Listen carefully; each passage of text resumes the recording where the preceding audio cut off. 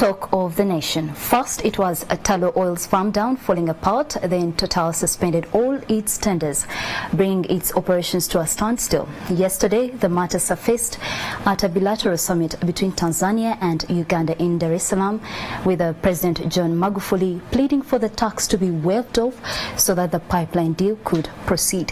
However, President Museveni declined to budge on the matter, and to bring the matter into closer focus, we have Dennis Kakembo, managing partner at Crystal Advocates, and who occasionally deals in oil and gas matters.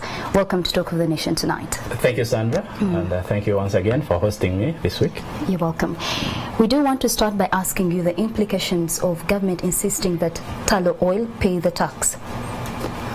My understanding, based on what I've been reading in the press, is that Tullow Oil was actually willing to pay the tax, which was $167 million. But the reason why the transaction collapsed was because CNOC and Total could not agree with government regarding how they would treat the acquisition costs of this farm down transaction. So I think if the transaction comes again back on table, Tullow Oil, I don't know whether they will withdraw their offer of taxes, but it wasn't in dispute. Is there really a middle ground between the government and these oil companies? I think one of the issues which has been raised by oil companies is that even if they were to pay the tax on the farm down, it's not levied in good faith, because they are insisting the reason Tullow Oil has diluted stake in its oil licenses is to be able to raise financing to fund the next phase of the oil and gas project. So if Tullow Oil needs $900 million, and out of that $900 million, you take 30% of that, they still have to go elsewhere and get the money. So they are saying, why not tax profits? Why should you tax investment? Because this is the money that is earmarked for investment in the sector. And if I were on the side of the government, I would interrogate further and understand whether indeed this money is going to be invested in the oil and gas sector. I would even work towards getting a commitment from them, because if indeed this money is going to be spent in the oil and gas sector, you're shooting yourself in the foot, taxing capital earmarked for investment. It is now believed that Tullow Oil does not want to pay the tax, and would like to understand from your own opinion. Do you think if they actually don't pay the tax, it would affect future, infrastructure developments and negotiations between these companies and then the government? The bottom line is that you need to get an agreement between the government and the oil companies regarding the ongoing tax dispute if the current standstill in Uganda's oil and gas industry is to be resolved. Because if Tullow is diluting stake, people are going to get different shareholdings or interests, and you need to set up a number of companies, like a company which is going to actually hold the pipeline. So without this transaction concluding, the oil industry of Uganda cannot move forward. So we also know that the oil tax regime has been revised 7 times. Why do you think this is so? Indeed, it has been revised 7 times. In 2008, original rules were introduced. They were fairly expansive.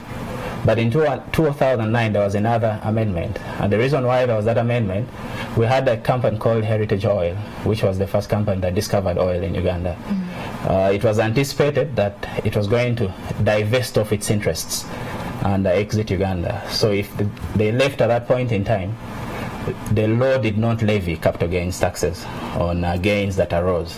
So the law was amended at that point in time to ensure that gains which arise on a sale of interest, similar to the transaction Tullow is running today, should be subject to income tax at the rate of 30%.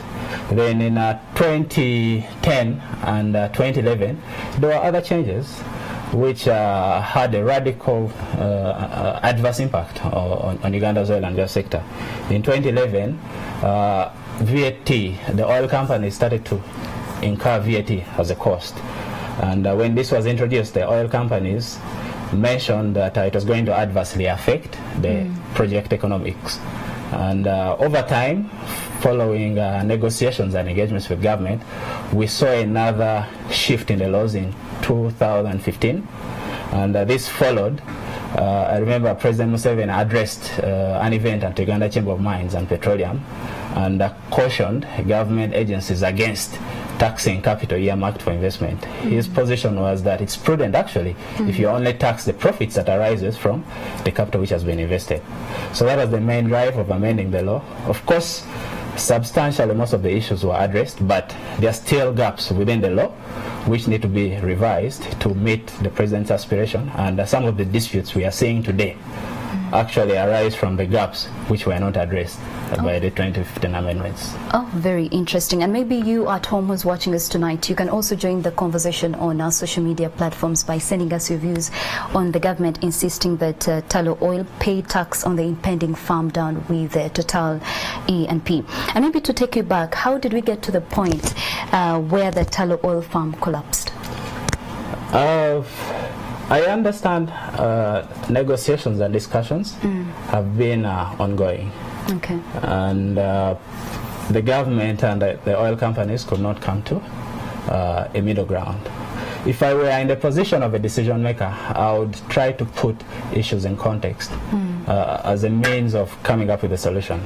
First and foremost, the oil companies are at a point where they're going to invest a lot of money. It is projected that between $10 to $20 billion is going to be spent.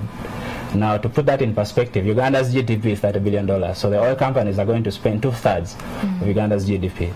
So usually at that point in time, the oil companies are very nervous about making an investment. And before they make an investment, they'll have to be very sure that the tax regime and all the other incentives which have been offered would enable them make a decent economic return. But as soon as they've invested, the bargaining power shifts to the government, because the considerations at that point in time the oil companies are looking at is recovering their investment. And what usually happens all over the world, for you to unlock investment, sometimes you need to dangle carrots, go slow, give in to a lot of what is expected. But once the investment has been made, and if the macro environment changes, like if at the point of investment the oil price is at $50 per barrel, and after investment and production has started, the oil price is at $80 per barrel, government's force changes. And if there's any technocrat who is watching, I would refer them to the Kazakhstan oil situation. They faced the situation that we had. They had a lot of oil companies, much bigger than Total, but the way they handled it was quite interesting, and over time they were able, once production started, to renegotiate part of the deal, and the oil companies accepted. So we could consider that option as a route. And I also like to give the example of what we learned in history. Sometimes you can lose a battle but go on to win the war. I think where we are. Interesting. So in this case, should it be the government losing the battle of losing the fact that it won't get that tax and, you know, go on with the construction of the pipeline, or should it just insist and say this time we have to win this battle and get the taxes as well? If the oil companies position that the imposition of taxes today suppresses economic returns, it is certainly sensible for the government to waive it, because oil companies are representing shareholders back home, and the shareholders could have prescribed that only invest in a project that gives us a return of maybe 20%. But as a result of the tax regime, the return is 15%, which would mean they cannot go on to invest, because if they go on and invest, they will be violating what the shareholders prescribe. So what the government needs to do is to sit down with the oil companies, and the good thing is that it can be an objective discussion. You can look at an economic model, agree on the parameters, and you arrive at a science-based, verifiable economic model, which can actually tell you that as a result of your tax regime, the project investment hurdles are not made. So if the oil regime is tax regime is affecting project profitability, as a government I would look into it, and if there's credibility in what the oil companies are saying, I would actually waive it, because if you insist on having it, the project will not move ahead. And again, even if Total or Tullow Oil and Sinopec went and other players came on board, they're going to raise the same issues. They are legitimate commercial concerns. So in your opinion, yes, Mr. Dennis, you believe the government should waive off the tax? What the government needs to do is sit down with the oil companies again, because what I realize actually is that at this point in time there's a temptation of apportioning blame. Okay. Some people are saying the oil companies are bullying the government. Other people are saying the government technocrats are letting down the oil companies. Now that misses the point. The elephant in the room is the oil tax regime. Is it affecting project viability? If the oil companies and government sit down again on the negotiation table and objectively review the impact of the tax regime and come to the conclusion that it's indeed making the project uneconomic, it probably makes sense to waive the tax. But if again they sit down on the table and they review, the science-based review actually establishes that the profit returns are not affected by the tax regime, then the government is right to insist on levying the tax. And maybe someone would wonder, why should the disagreements between the oil and gas sectors and the government affect all the other people involved? Why should they be affected? Why can negotiations, take part in the background? I think the reason why everyone gets affected is that this is a big industry, and it's the negotiations that will enable the project to take off, because the oil companies cannot start to invest money until they've come to agreement with the government.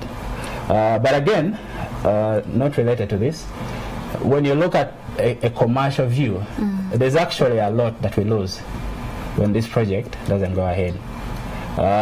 Based on our internal workings at Crystal Advocates, we established that the government loses about $300 million per year in eroded value of expected cash flows from the project whenever there's every year, whenever there's this delay. Oil companies lose some money, but it's not as big as what the government loses.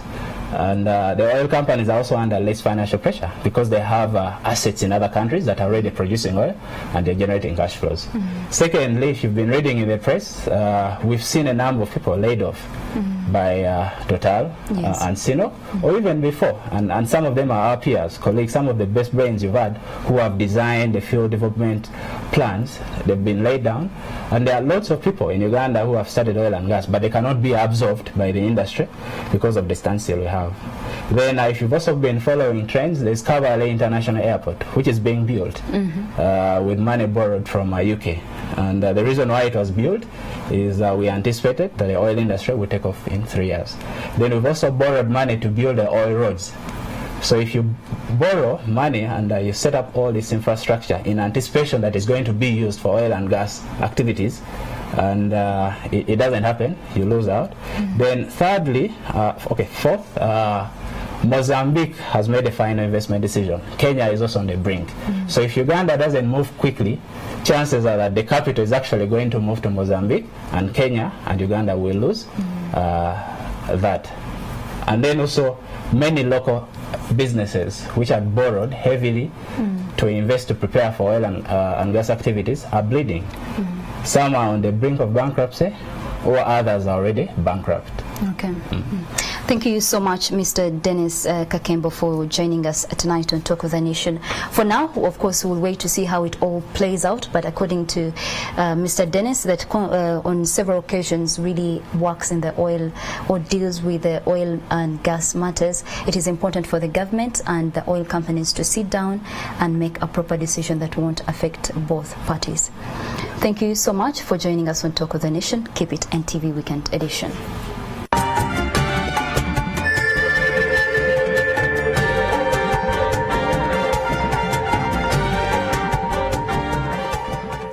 Opinion poll